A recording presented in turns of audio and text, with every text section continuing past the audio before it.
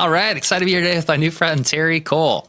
Terry is someone who grew up immersed in a collection of over 50,000 records, turning his family passion for music into a lifelong career. He founded Colemine Records in 2007, evolving it from a hobby into a thriving independent label with global recognition. And he co-founded a record shop with his brother, transforming his love for vinyl and music into a sustainable business and creative hub. And so I'm excited to have him on the podcast today to talk a little bit about his experience with music as it relates specifically to selling branded physical products and really turning your music into something more tangible that people can actually hold onto. So Terry, thank you for taking the time to be here today. Yeah, thanks for having me. I really appreciate it. I love talking about all this stuff all the time. So I'm game. Awesome. Let's do it. So to kick things off, maybe for anyone who this is their first time meeting you or connecting with you, could you share just a little bit of an introduction into your story and kind of how you started the record label, and what do you say is sort of like the main problem that you set out to solve? There are no problems. Everything's easy all the time. This is the really easy industry to get rich quick. Interview over. Interview over. All right, cool. You get here to hear first, folks. So, like you said, I started. I grew up in a house full of records, and came to love funk and soul and jazz and hip hop as a teenager, and high school, college, all that sort of stuff. And then I started selling records on eBay when I was 13 with my dad, and that was how I paid for my undergraduate and grad degrees. And while I was in college, became interested in music production, became obsessed with like labels like Blue Note and Atlantic and Prestige, and like the idea of labels was very appealing to me, and the idea of like building a brand was very appealing. And I fell in love with Sharon Jones and Daptone and Truth and Soul and the whole like Brooklyn soul revival scene that was happening in at that time, like 2006, 2007, 2008.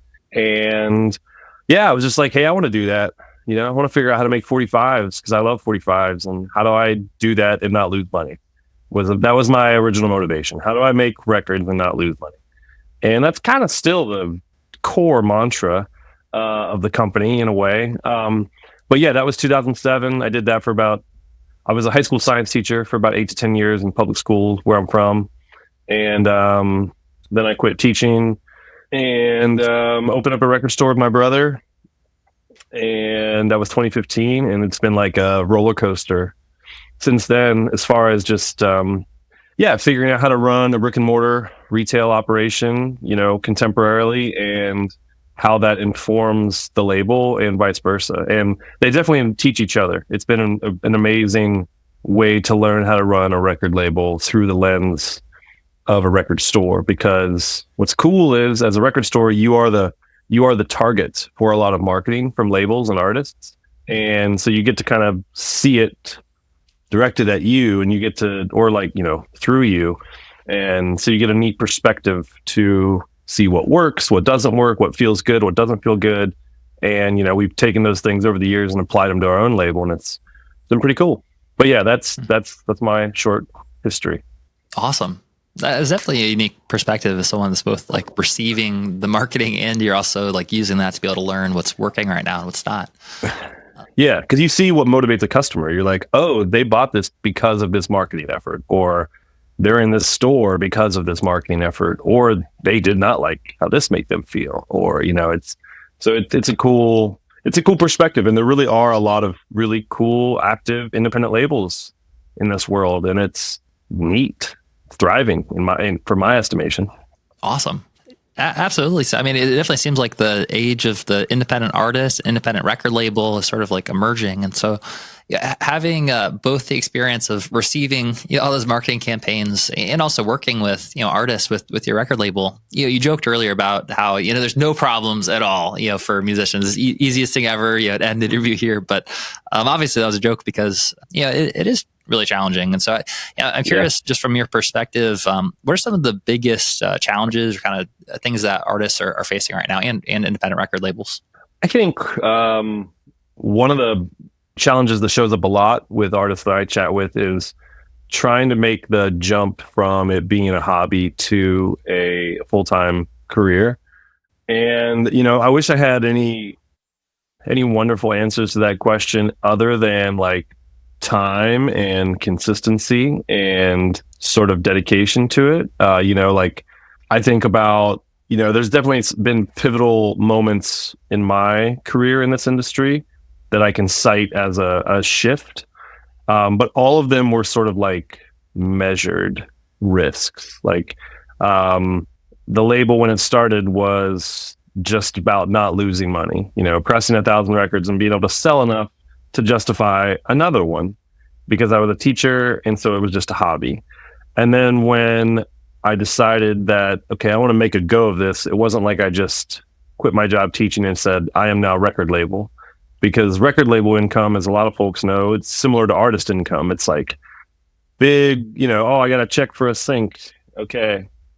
Bunch of expenses. Oh, I got a digital check, or, it's very volatile. And so the idea of jumping from teaching to running a record label full time was terrifying and probably not advisable. So a record store seemed like a thing where like, okay, I know how to do this. We can grow this, but it's in the same world.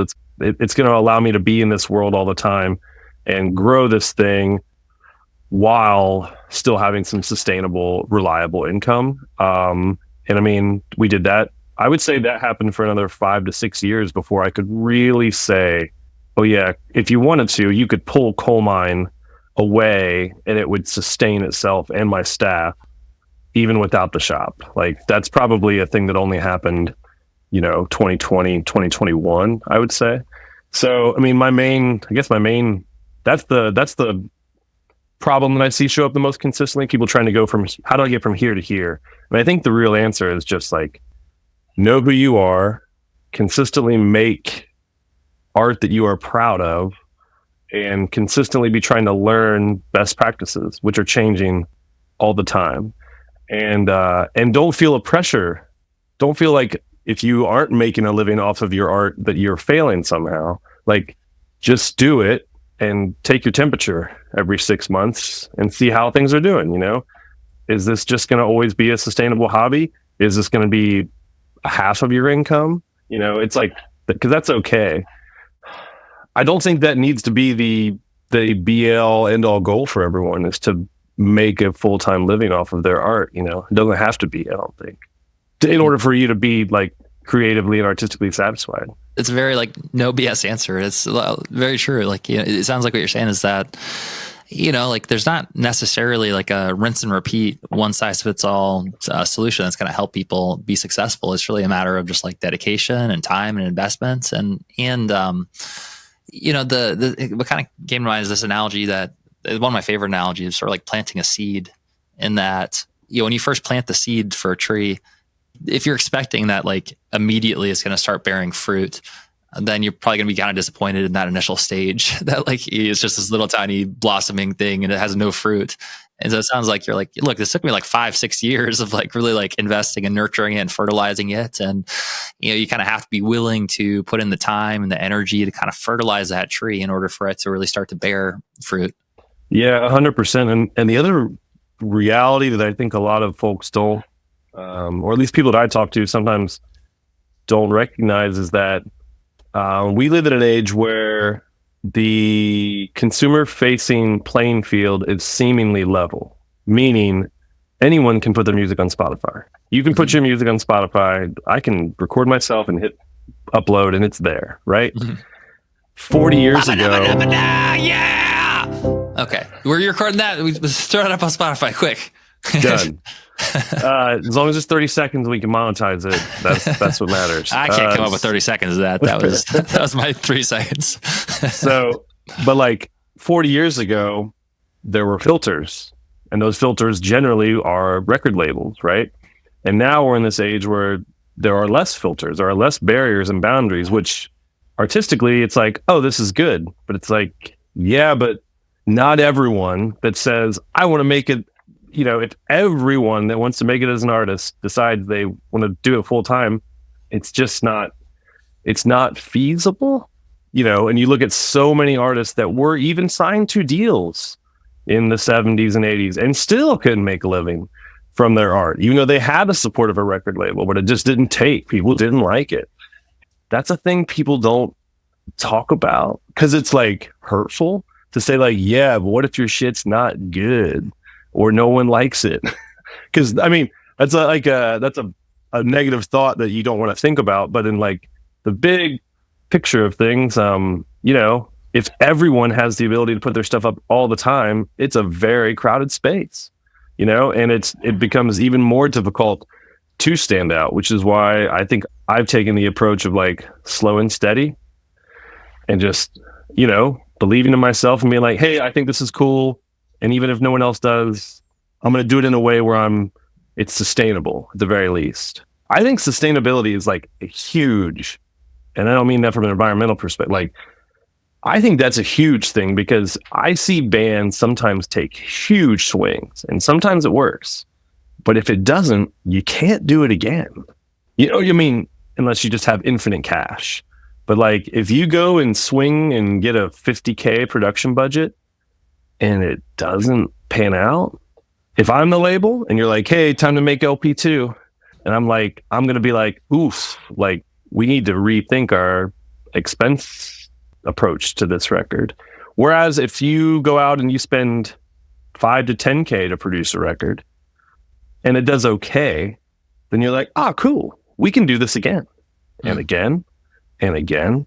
And then you can build a thing. And I don't know, it sounds boring and low risk and like, but I mean, that's been my philosophy is sort of taking measured risks instead of like massive financial swings. Because I think that puts you in a spot to be just a very difficult spot.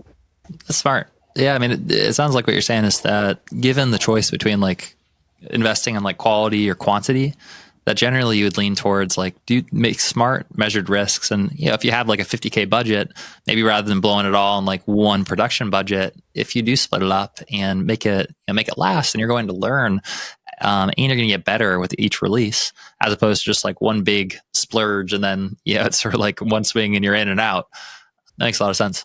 I made a lot of baseball analogies this year about like a lot of our release calendar, and the analogies were like everything we have on the calendar. I'm talking about 2025.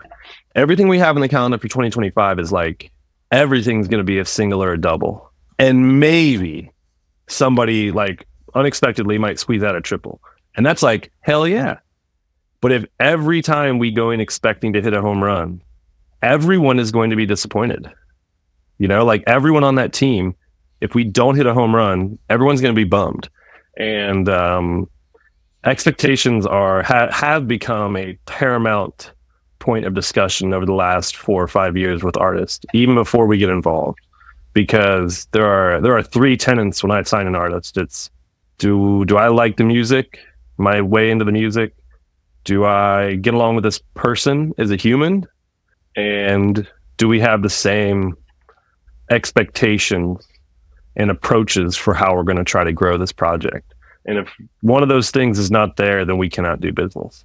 Because even if I think it's going to be massively successful, I'm just going to go, cool, not for me. Because I'm not going to put my staff and myself through hell to make a bunch of money. Like, it's not worth it. It's just not worth it. So yeah, those 3 things have really arisen over the last like 4 or 5 years, and it makes it really obvious when, you know, we sign an artist. It's like, oh yeah, duh. You check all, this is easy, you know? Awesome.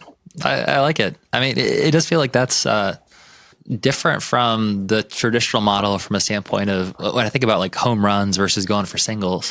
It seems like a lot of the traditional industry was about like literally just like swinging for home runs, and like you just keep swinging and like you burn a lot of people that strike out a lot, but then you have like, you know, 1 or 2 they're like wow, like this was a home run, and like now we're just gonna go all in on this one, and that pays for all your other mistakes, yeah, as a label. But those other mistakes, they're just sitting in the wind. Yeah, it's true. I mean, I like your approach a lot more from a standpoint of it's just like, I don't know, it's nicer. It's nicer to like all the people who, it's not, you're not burning so many bridges, you're not striking so many people out, because you're actually, you know, making steady progress. It's way less sexy, but you know, that's the Midwest. But no, it feels way just like I said, sustainable, repeatable. You know, you can't, as an artist, like, unless you, like I said, unless you have infinite cash flow, I just can't imagine swinging so hard on your first one, especially when I think about so many records that I love that were made with no budget. And a lot of times the records, you know, a lot of times things made on a budget, you are forced to be creative in a lot of different ways. And a lot of times the result is really cool. I heard, this relates to that, but to music videos, with regard to music videos and budgets, because that's the thing that, you know, always, whenever labels get together, we always talk about music videos. Every year we have like a secretly label summit in Bloomington, and it's amazing because you get to hang out with a bunch of people that do the same silly stuff as you. And, you know, music videos are always a topic of conversation. And I was like the first one like 5 years ago to be like, this shit's a waste of money. Like, we should be making short clips for like announcements. And like beyond that, like no one's watching a full music video. I was like, if eventually we have the budget to make a full music video, there is validity for that, because YouTube is an amazing discovery tool. And if I want to like learn about an artist and I go to their YouTube page and they have 3 music videos, I can like get it enveloped, you know, by their world. Mm-hmm. So like there is validity to it. But when you're starting off, I'm just like, yo, just do some. And now it's like, obviously short form is like everything. But somebody I can't remember what label said it. It was either Dead Oceans or maybe somebody from Jaguar said like, the best music videos are either under $100,000 or under $1,000 or over $20,000. And I was like, that's it. You know, you either don't have any money and you got to call in favors and like be creative as shit with whatever you have, or you have a big budget and you can go make a really amazing music video because you have a massive budget. But everything in between is just sort of like, it's fine, you know? And coming from someone who's paid for a lot of $4,000 and $5,000 music videos, and I can say, we're fine. But that relating to production, you know, so many cool records are made DIY at home on a 4-track, you know. I mean, we still make almost all of our records on this 8-track that I'm looking at. And there's something charming, and it forces you into a creative box, I think. So I'm always about keeping production costs down. It's super interesting. I mean, what this is making me think of is something that's been on my mind a lot lately, which is, you know, sort of the difference between bootstrapped businesses versus like venture funded businesses. And that's in like kind of the tech industry or you know, investment world. But for musicians, the equivalent would be sort of like do it yourself indie musicians versus having a major record label that funds like, you know, hundreds of thousands of dollars to break you as an artist. And it seems like we're seeing a big rise in the power of the independent artist to be able to distribute their music with a less than $1,000 music video.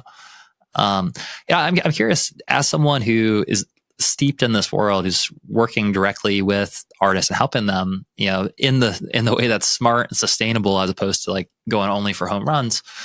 What are the few of the most practical lessons or tips or strategies that you'd recommend that an artist who's listening to this right now, who is an independent artist, and let's imagine that they're kind of just starting out. Let's imagine that they have invested into 3 songs that they actually feel really proud of, and that people, when they listen to them, they're like, oh, like this is actually good. I like it. But now they're just like, how do I actually, I don't know, get it in front of the right people or build a community or monetize it? Like, what would your recommendations be for someone like that? I mean, I think there's a lot of different approaches. I think I can speak to my personal perspective on how projects come to me. But then I can, you know, speak beyond that as well, like to a lot of other labels and how they find out about things. Well, I mean, if I was an artist, I'll start there. I mean, I am an artist. I make records. But if I was an artist and I didn't have any sort of label support and I was just starting off and I was making some songs, and I had a few that I was into, I mean, yeah, I would release them one by one, and I would let the algorithm do its thing, and I would feed the beast for as long as I could. Hopefully I have a way to sustainably make this music. Hopefully I didn't break the bank making these 3 songs, so that while I'm working on releasing these 3 songs, I can go make 3 more songs. And I would steadily release things as singles on the streaming services. Every 6 to 8 weeks, I'd drop a new tune and just feed the beast.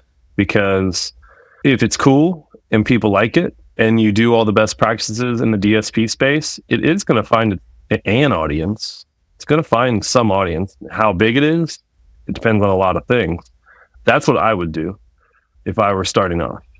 And then that relates to like how projects get to labels. So like for me, almost every single project that we have ever released has come from another person on the label. Which makes it sound gatekeepy, but it's not. I'm open to listening to anything. I listen to every single demo that comes in through our inbox, and I try to respond to every single one too. But for me, like what I'm going for from sonically, musically, is like stuff that I like musically, and then the production has to be there too. Like our label has an aesthetic, and so I'm looking for those two things. So it makes sense that people that are already in my world, that already understand the aesthetic, are more likely to be like, oh, hey, my buddy's made a record. I think you might think it's cool. And that's usually how it happens. I would say there are very, very, I can't think of any actually that have just been like a cold submission that I've been like, oh, this is cool, with no connection to the label at all. Having said that, I think I'm the outlier as far as how I think a lot of labels discover things on socials and DSPs.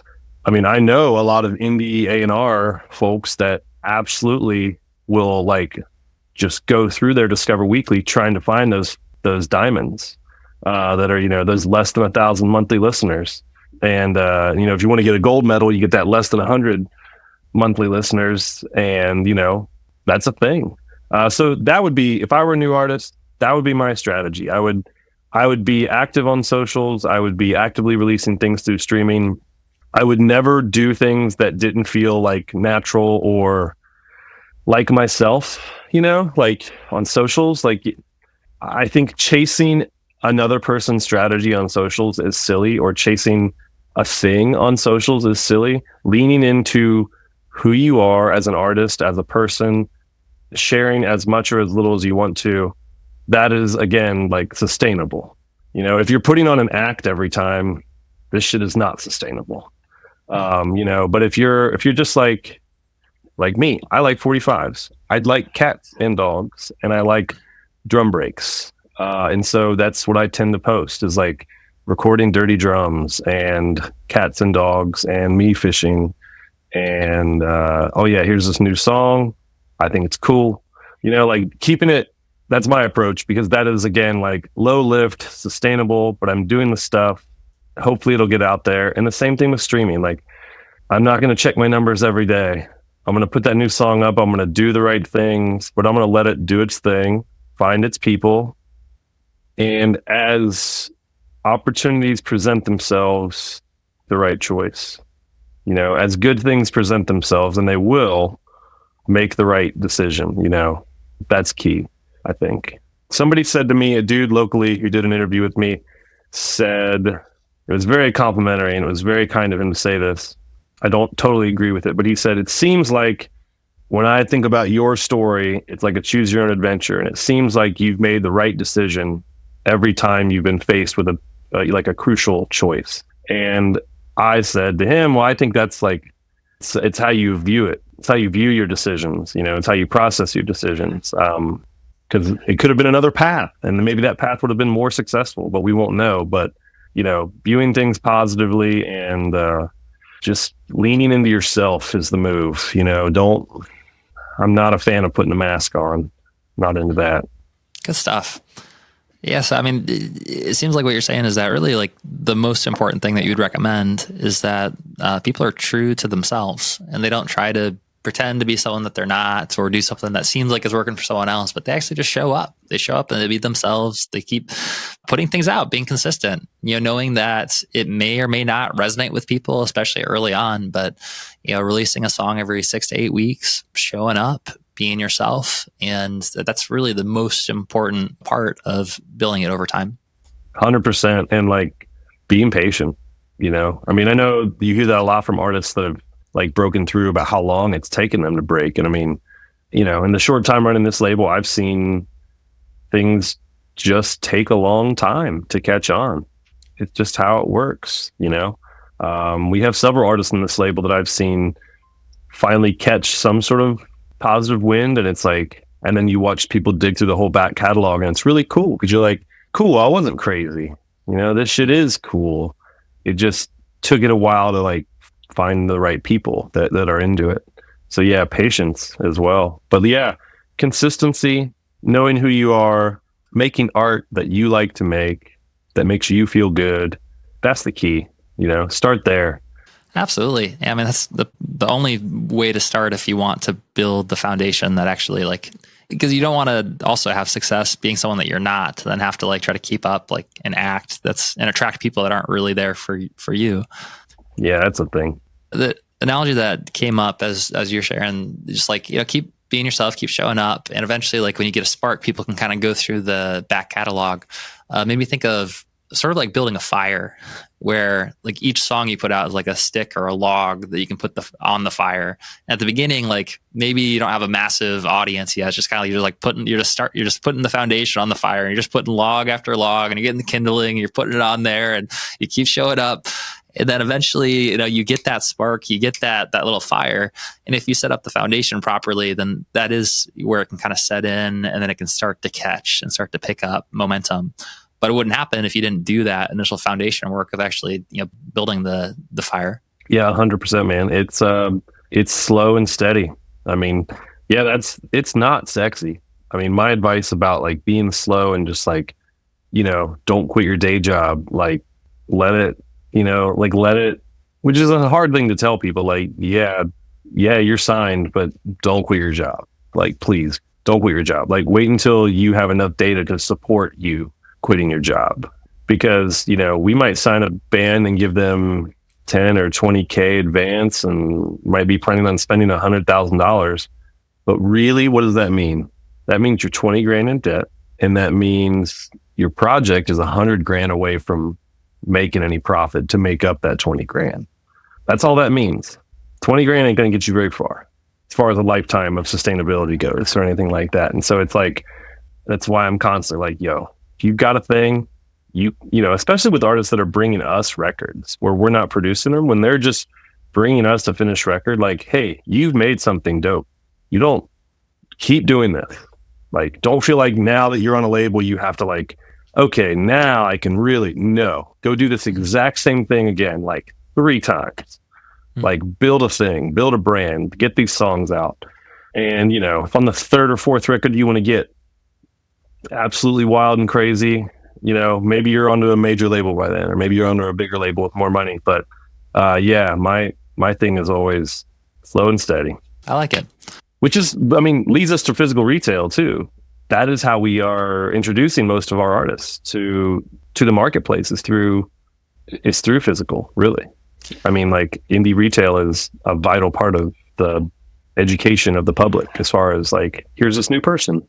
Yeah, I would love to hear you talk a little bit about that. I think that's kind of a unique perspective that you have. And again, both having the record shop and having the record label. And so maybe you could share a little bit about the role of physical and just like productization in general in a world with like streaming. Yeah, I mean, for us, we grew this label through record stores. You know, this label grew before Spotify was a thing. We had a foundational level support because I had built relationships with record stores over the years. And that just means like I've called them and I've visited them and I've shot the shit with them. And then that also means that when we have a new record, I mail them a copy of it. And I'm like, hey, I think you'll like this. It's pretty dope. Here you go. Give it a spin. And that is still the number one piece of advice I can give anybody trying to get a shop to be able to sell their record, is like, give them a copy of it to play in the store. And if it's good and it sells when they play it, then that's it. That's the most marketing you could ever want out of an indie retailer, is for them to play your record. And when they play it, people are like, what is this? That's the most powerful thing. It's beautiful, organic discovery. And it happens every day in every record store across the country. But I mean, that's how we have really introduced artists into the market, is through that. And then as as we have grown and as digital has grown for us, obviously that's become a huge source of it as well. The cool thing about physical is that it can't be bought or sold, like the ability to like reach people through that.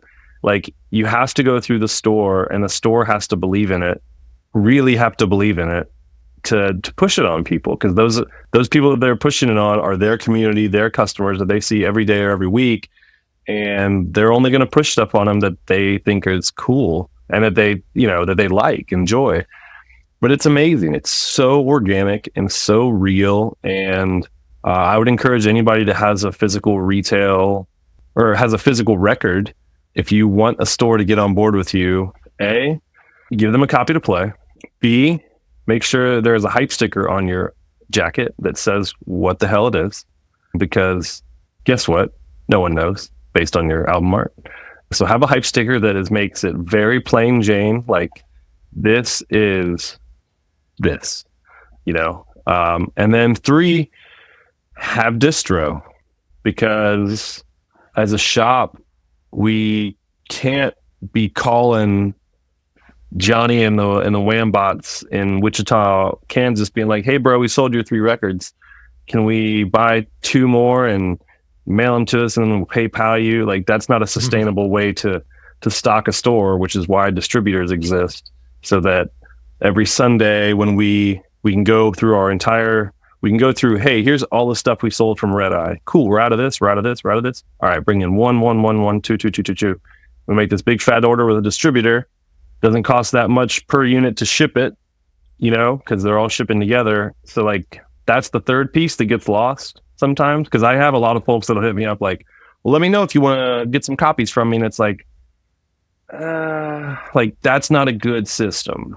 It's just not a system at all. It's like it requires me. It's very manual. It requires me to email you or call you, and the more of that we're doing, the harder it is to stock the store. So those are my 3 like big things if you're trying to get a presence in a physical retailer: is have a distro that the shop is immediately going to be like, "Oh yeah, cool, I order from them every week."